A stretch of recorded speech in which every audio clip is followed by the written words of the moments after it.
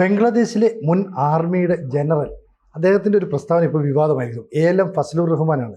അദ്ദേഹം പറഞ്ഞേക്കുന്നത് ബംഗ്ലാദേശ് ഇന്ത്യയുടെ വടക്കിഴക്കൻ സംസ്ഥാനങ്ങളെ ആക്രമിക്കണം. അതായത് ഇന്ത്യ പാക് സംഘർഷം നിൽക്കുമ്പോൾ തന്നെ ബംഗ്ലാദേശ് ഈ രീതിയിലുള്ളൊരു ആക്രമണം നടത്തണം, അപ്പോൾ ചൈനയും കൂട്ടണം. അപ്പോൾ 3 മുഖങ്ങളിൽ നിന്ന് ഇന്ത്യയെ ആക്രമിച്ചാൽ ഇന്ത്യ തകരും. സാർ ശ്രദ്ധപ്പെട്ടോ? അല്ല, അത് ഒരു ഈ നമ്മുടെ ഈ പാകിസ്ഥാൻ്റെ ഇപ്പോഴത്തെ സമീപനത്തിൻ്റെ പിന്നിലുള്ള ആ ഒരു പിക്ചർ, ഒരു ചിത്രം നമുക്കിപ്പോൾ തെളിഞ്ഞു കിട്ടുകയാണ് ചെയ്യുന്നത്. ഇതിൻ്റെ പിന്നിൽ ആരാണ് എന്നുള്ള സാധനം. ഇതിൻ്റെ പിന്നിലേക്ക് നമ്മൾ അന്വേഷിച്ച് ചെല്ലുമ്പം കാണുന്നത് ചൈനയാണ് നമ്മൾ കാണുന്നത് സാധനം. കാരണം പാകിസ്ഥാനെ സംബന്ധിച്ചിട്ട് അവർക്കിപ്പം നിത്യവൃത്തി പോലും നടക്കാത്തൊരവസ്ഥയാണ്.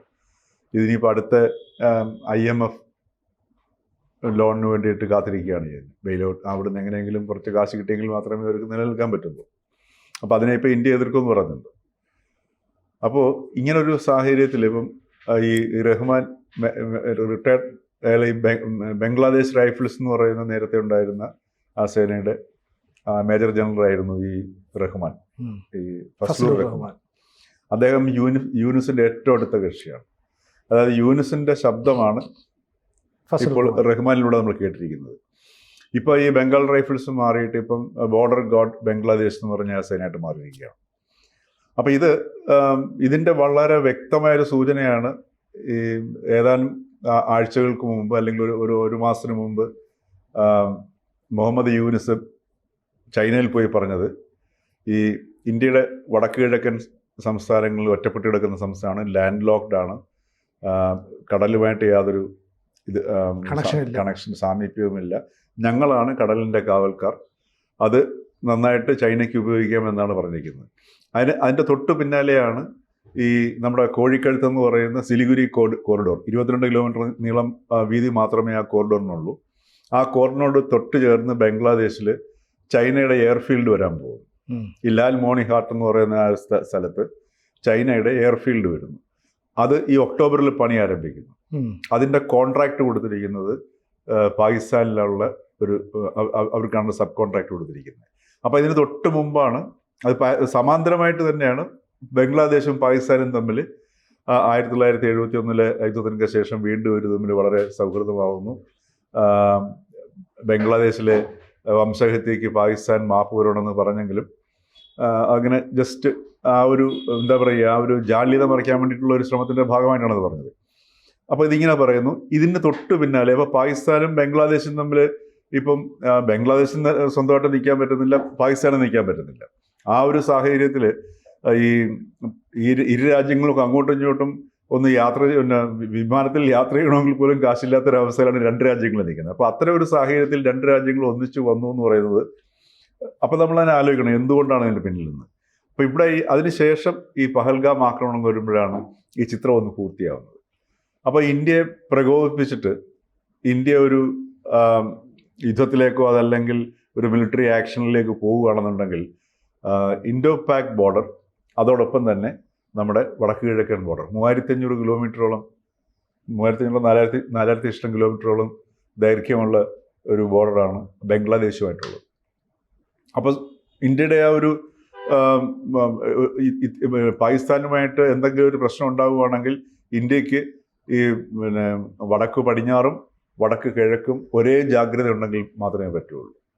ഇതുവരെ നമുക്ക് ബംഗ്ലാദേശിൽ അതിശക്തമായിട്ടുള്ള ഒരു സംവിധാനം ഉണ്ടായിരുന്നില്ല. കാരണം എന്ന് വെച്ചാൽ ബംഗ്ലാദേശുമായിട്ടുള്ള ഒരു സൗഹൃദ അന്തരീക്ഷത്തിൽ നമ്മൾ പോയിരുന്നതുകൊണ്ട്, അതുകൊണ്ടൊക്കെ തന്നെയാണ് നമ്മുടെ ഈ നാട്ടിലൊക്കെ കേരളത്തിലൊക്കെ ധാരാളം ബംഗ്ലാദേശികളൊന്നും ഇപ്പോഴും വർക്ക് ചെയ്യുന്നതിൻ്റെ ഒരു കാരണം. അവിടെ ഈ വടക്ക് കിഴക്കൻ ബോർഡർ നമ്മൾ പാകിസ്ഥാൻ്റെ ബോർഡർ പോലെ അത്രയും ഒരു റിസ്ക് ഉള്ള ഒരു കേന്ദ്രമായിട്ട് നമ്മൾ കരുതിയിരുന്നില്ല. അപ്പോൾ ഇത് മുതലെടുത്തുകൊണ്ടാണ് ഇപ്പോൾ ഈ ഒരു ഭീഷണി ഉയർത്തിയിരിക്കുന്നത്. അതായത് വടക്ക് കിഴക്കൻ ഇപ്പം ജമ്മു കാശ്മീരിലെ ഇപ്പം പഹൽഗാം ആക്രമണത്തിൻ്റെ പേരിൽ ഇന്ത്യ ആക്രമിക്കുകയാണെങ്കിൽ വടക്ക് കിഴക്കൻ സംസ്ഥാനങ്ങൾ നമ്മൾ ആക്രമിച്ച് കീഴ്പ്പെടുത്തി നമ്മുടേതാക്കണമെന്നാണ് ഈ റഹ്മാൻ പറഞ്ഞിരിക്കുന്നത്. അപ്പോൾ ഇത് തന്നെയാണ് യൂനുസിൻ്റെ ഒരു മനസ്സിലുള്ള ലക്ഷ്യവും. ഇതിനാണ് ചൈനയുടെ ഹെൽപ്പ് ഉണ്ടാവുമെന്ന് പറയുന്നത്. ഇപ്പോൾ പാകിസ്ഥാൻ ഇപ്പോൾ മിലിറ്ററി എക്സസൈസ് അവിടെ സ്റ്റാർട്ട് ചെയ്തു. അപ്പോൾ അതിനകത്ത് 450 കിലോമീറ്റർ ദൂരമുള്ള ബാലിസ്റ്റിക് മിസൈലാണ് ഇപ്പോൾ പരീക്ഷിച്ചിരിക്കുന്നത് പറയുന്നത്. അപ്പോൾ ഈ മിസൈൽ എന്ന് പറയുന്നത് ചൈനയിൽ നിന്ന് ഇപ്പോൾ കൊടുത്തതാണ് സാർ. അപ്പോൾ ചൈനയുടെ വ്യക്തമായിട്ടുള്ള ഒരു കരുത്തിലാണ് പാകിസ്ഥാൻ ഇപ്പോൾ ഇതെല്ലാം കാണിക്കുന്നതും ബംഗ്ലാദേശും ഈ രീതിയിൽ പ്രവർത്തിക്കുന്നത്. അപ്പോൾ ഇങ്ങനൊരു സാഹചര്യം വരുന്നുകൊണ്ടാണ് യഥാർത്ഥത്തിൽ ഇന്ത്യ വളരെ കരുതലോടുകൂടി ഈ സംഗതിയെ സമീപിക്കുന്നത്. ഇപ്പോൾ ഇന്ത്യയുടെ അതിർത്തിയിൽ, പ്രത്യേകിച്ച് ബംഗ്ലാദേശിൻ്റെയും മ്യാൻമറിൻ്റെ അതിർത്തിയിൽ ഇന്ത്യ സെക്യൂരിറ്റി കൂടുതൽ ശക്തമാക്കി. കാരണം ISIയുടെ ചില ആളുകൾ ബംഗ്ലാദേശിലെത്തി യൂണിറ്റ് സർക്കാരുമായി കൂടിക്കാഴ്ച നടത്തുകയും വേണമെങ്കിൽ ഈ ബലൂചിസ്ഥാൻ ലിബറേഷൻ ആർമി ഉണ്ടാക്കുന്ന പ്രശ്നം പോലെ ഇന്ത്യയിൽ കുറച്ച് പ്രശ്നം ഉണ്ടാക്കുക. അപ്പോൾ ഞങ്ങളുടെ കുറച്ച് ആൾക്കാരെ വിട്ടുതരാം, ബംഗ്ലാദേശിൽ ഇന്ത്യ വിരുദ്ധരും അവിടുത്തെ തീവ്രവാദികളുമായിട്ട് ചേർന്ന് ഇവരെ കാശ്മീർ വഴി നുഴഞ്ഞു കയറാനോ അല്ല ബംഗ്ലാദേശ് വഴി നുഴഞ്ഞു കയറാനുള്ള അനുവാദം ഒന്ന് സൃഷ്ടിച്ചു കൊടുക്കുക. അതിലൂടെ നമുക്ക് പ്രശ്നങ്ങൾ ഉണ്ടാക്കുക. അപ്പോൾ ഇതൊക്കെ നമ്മൾ മുന്നിൽ കാണുന്നുണ്ടല്ലോ. അപ്പോൾ മാത്രമല്ല ഈ 7 സിസ്റ്റേഴ്സ് എന്നറിയപ്പെടുന്ന ഈ മേഖലയിലേക്ക് സിലിഗുരി വഴി കടന്നു വരാനും ചൈനയ്ക്ക് അവിടെ ഇൻവെസ്റ്റ്മെൻറ്റ് നടത്താനുള്ള എല്ലാ സാഹചര്യവും ഒരുക്കി തരാമെന്ന് ബംഗ്ലാദേശ് പറയുകയും ചെയ്തു. അപ്പോൾ എല്ലാം കൂടെ കണക്ട് ചെയ്യുമ്പോൾ പാകിസ്ഥാനോ ബംഗ്ലാദേശോ ചൈനയ്ക്കോ ഒന്നും ഒറ്റയ്ക്കൊറ്റയ്ക്ക് ഇന്ത്യയെ നേരിടാൻ പറ്റുന്നില്ല. ഇവർ 3 പേരുടെ ചേർന്നാൽ ഇന്ത്യയെ തകർക്കാം. അപ്പോൾ ഒരു വലിയ ഗൂഢാലോചനയല്ലേ നടക്കുന്നത്? തീർച്ചയായിട്ടും. അപ്പോൾ ഈ 3 പേരെന്ന് പറഞ്ഞപ്പോൾ ചൈനയും ബംഗ്ലാദേശിനെയും പാകിസ്ഥാനെയും മറന്നേക്കുക. അവരൊരു പ്ലാറ്റ്ഫോമായിട്ട് മാറുക ചെയ്യുന്നത്. ചൈനയുടെ ഒരു പ്ലാറ്റ്ഫോമായിട്ട് മാറുകയാണ് ചെയ്യുന്നത്. അപ്പോൾ ചൈനയുടെ തന്ത്രങ്ങളെ ഒരിക്കലും നമുക്ക് വളരെ മുഖവിലേക്ക് എടുക്കാൻ പറ്റില്ല. ഇപ്പോൾ തന്നെ ഈ ട്രംപിൻ്റെ വ്യാപാര യുദ്ധം നടന്ന സമയത്ത്, അപ്പോൾ ഇന്ന് ഇപ്പോൾ പുതിയതായിട്ട് വന്ന ആപ്പിളിൻ്റെ ഒരു വാർത്തയുണ്ട്. അമേരിക്കയിലേക്ക് ആവശ്യമായിട്ടുള്ള ഐഫോൺ മുഴുവൻ ഇന്ത്യയിൽ നിർമ്മിക്കാൻ തീരുമാനിച്ചിരിക്കുന്നു. അത് ചൈനയിൽ നിന്ന് ഇങ്ങോട്ട് വന്നിരിക്കുകയാണ്. അപ്പോൾ ചൈനയിൽ നിന്ന് ഇപ്പോൾ നിർമ്മാണ പ്രവർത്തനങ്ങൾ ഈ മാനുഫാക്ചറിങ് പലതും ഇപ്പോൾ ഇന്ത്യയിലേക്ക് വരുന്നു. അപ്പോൾ ഇന്ത്യയും അമേരിക്കയും തമ്മിൽ വ്യാപാര കരാർ ഒപ്പിടാൻ പോകുന്നു. അപ്പോൾ ഇങ്ങനെയുള്ള ഈ ഒരു മാറുന്ന സാഹചര്യത്തിൽ ചൈന ആദ്യം നോക്കി ഇന്ത്യയെ കൂടെ നിർത്താനായിട്ട്. അപ്പോൾ ചൈനയ്ക്ക് വ്യക്തമായിട്ട് അറിയാം ഇന്ത്യ കൂടെ നിൽക്കില്ല എന്നറിയാം. അതുകൊണ്ട് തന്നെയാണ് ഈ ചൈനയുടെ ഈ മയക്ക് പരിപാടികളുണ്ടായിരുന്നല്ലോ, നമ്മുടെ വിസ അനുവദിക്കുക, അതോടൊപ്പം തന്നെ മാർക്കറ്റ് തുറന്നിടുക എന്നുള്ള ആ ഒരു വാഗ്ദാനങ്ങൾ, ഇതൊക്കെ വെച്ചിട്ടും ഇന്ത്യ വളരെ കരുതലോടുകൂടിയാണ് അതിനോട് പ്രതികരിച്ചതെന്നുള്ളതാണ്. അപ്പോൾ അതൊക്കെ ഈ ഒരു കാര്യങ്ങൾ മുൻകൂട്ടി കണ്ടുകൊണ്ടാണ് ഇന്ത്യ ഇത് ചെയ്തത്. ഇന്ത്യയുടെ ഇപ്പം വാസ്തവം പറഞ്ഞാൽ വളരെ വിദഗ്ധമായ രീതിയിലുള്ള ഒരു മാനുവറിംഗ് ആണ് ഇപ്പം നമ്മൾ കണ്ടുകൊണ്ടിരിക്കുന്നത്. സാധാരണ ജനങ്ങളുടെ വികാരത്തിന് ഒത്തു നീങ്ങുന്ന സംഗതിയല്ല നമ്മൾ കാണുന്നത്. അപ്പോൾ അതിനേക്കാൾ വളരെ വിശാലമായ തലത്തിലുള്ള ഇംപ്ലിക്കേഷൻസ് ആണ് ഇപ്പം നമ്മുടെ മുമ്പിൽ, അല്ലെങ്കിൽ ഒരു നടപടി ക്ഷണിച്ചു പിന്നെ ഈ എന്തെങ്കിലും ഒരു ആക്ഷനിലേക്ക് പോയാൽ ഉണ്ടാകുന്ന സംഗതി. അപ്പോൾ പല കാരണങ്ങൾ കൊണ്ടാണ് ഇന്ത്യ ഇത്രയും വളരെ കരുതലോടുകൂടി നീങ്ങുന്നതും. പക്ഷേ ഈ പറഞ്ഞതുപോലെ ഈ ഒരു ഭീഷണി എന്ന് പറയുന്നത് യാഥാർത്ഥ്യമാവുകയാണെങ്കിൽ തീർച്ചയായിട്ടും ഇന്ത്യക്കും വളരെ ഒരു ഇന്ത്യയെ തകർത്ത് കളയുക അങ്ങനെയുള്ള ഒരു പ്രശ്നം കൊണ്ടല്ല പറയുന്നത്. പക്ഷേ ഇന്ത്യക്ക് ഈ പാകിസ്ഥാനെ മാത്രം നേരിട്ടാൽ പോരാ, യഥാർത്ഥത്തിൽ ഇന്ത്യ നേരിടേണ്ടി വരുന്നത് ചൈനയായിരിക്കും നേരിടേണ്ടി വരുന്നത്.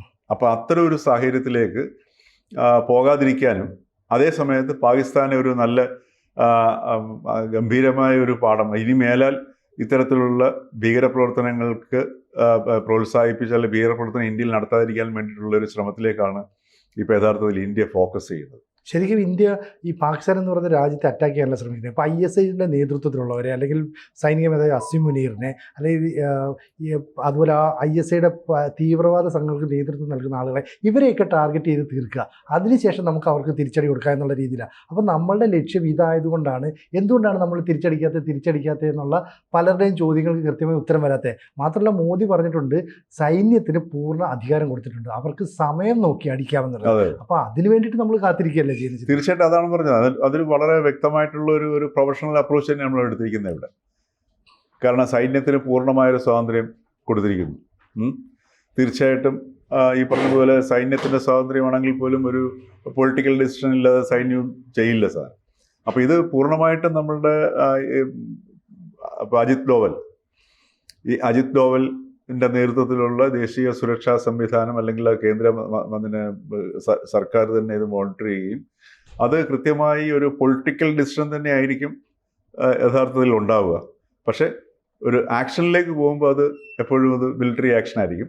ഇപ്പോൾ നേരത്തെ സുനിജി പറഞ്ഞതുപോലെ നമ്മളുടെ അപ്രോച്ച് എന്ന് പറയുന്നത്, ഇപ്പം പ്രധാനമന്ത്രി പറഞ്ഞിരിക്കുന്നത്, എവിടെയാണോ ഈ തീവ്രവാദത്തിന് പ്രേരിപ്പിച്ചവർ ഈ ഭൂമിയുടെ ഏതറ്റത്ത് വിളിച്ചിരുന്നു കഴിഞ്ഞാലും അവിടെ പോയി നമ്മൾ നേരിടുമെന്ന് പറഞ്ഞിരിക്കുന്നത്.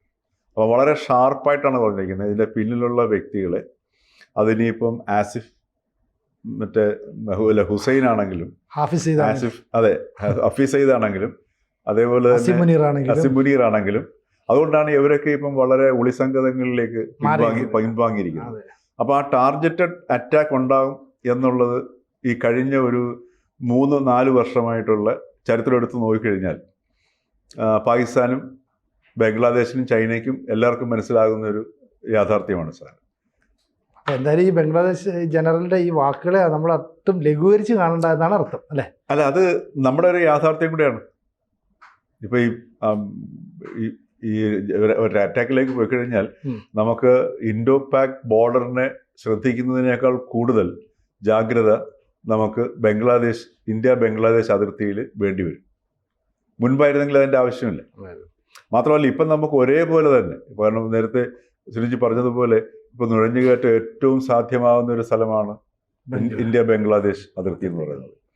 വളരെ ഈസി ആയിട്ട് ഇപ്പം നമ്മൾ ഈ അതിർത്തിയിലൊക്കെ ഉള്ളവരോട് നമ്മുടെ ഇവിടെ നിന്നൊക്കെ ജോലിക്ക് പോകുന്നവരോട് ചോദിച്ചാൽ അറിയാം, പല ആൾക്കാരും രാവിലെ ബംഗ്ലാദേശിൽ നിന്ന് വന്ന് ഇന്ത്യയിൽ വന്ന് ജോലി ചെയ്തിട്ട് വൈകിട്ട് തിരിച്ചു പോകുന്ന ആൾക്കാർ ആ രീതിയിൽ വളരെ ഫ്രീ ആയിട്ട് സഞ്ചരിക്കാൻ പറ്റുന്ന ഒരു അവസ്ഥയുള്ളൊരു ബോർഡറായിരുന്നു എന്നുള്ളത്. അപ്പോൾ ആ ബോർഡറിനെ കൂടുതൽ ശക്തമാക്കുക എന്നുള്ളത് ഇന്ത്യയുടെ മുമ്പിലുള്ള ഇപ്പോഴത്തെ ഒരു വെല്ലുവിളിയല്ല, ഏറ്റവും കൂടുതൽ ജാഗ്രത ആവശ്യമായിട്ടുള്ള ഒരു സംഗതിയും കൂടെയാണ്. കൂടുതൽ വാർത്തകളും വിശേഷങ്ങളും നിങ്ങളിലേക്ക് എത്താൻ ABC മലയാളം സബ്സ്ക്രൈബ് ചെയ്യുക, ബെൽ ബട്ടണും അമർത്തുക.